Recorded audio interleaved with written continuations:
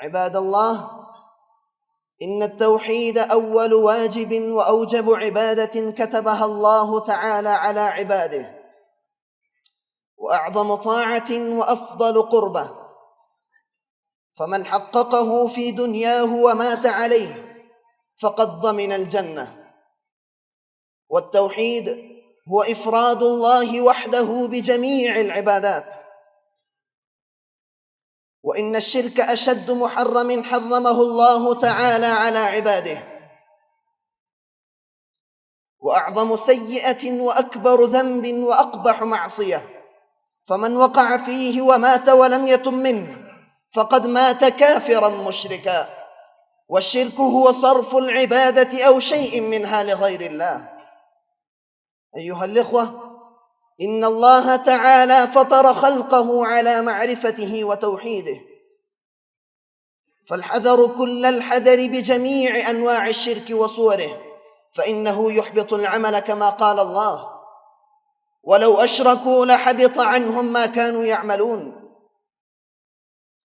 وإن الشرك من أول وأخطر ما يحاول الشيطان أن يوقع فيها الإنسان، لأن صاحبه خالد في نار جهنم. يقال إن أول الشرك كان في قوم نوح عليه السلام، وذلك أن قوم نوح أول من وقعوا في عبادة الأصنام، ثم بدأ الشرك يتسلل إلى أناس شتى. قال ابن رجب الحنبلي رحمه الله: اجتهدوا اليوم في تحقيق التوحيد، فإنه لا يوصل إلى الله سواه، واحرصوا على القيام بحقوقه، فإنه لا ينجي من عذاب الله إلا إياه.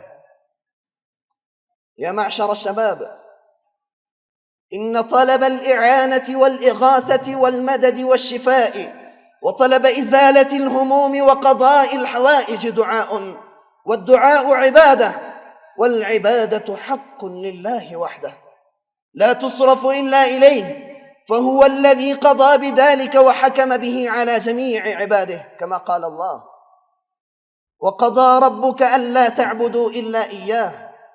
وكما قال يوسف في السجن لزملائه: إن الحكم إلا لله أمر ألا تعبدوا إلا إياه.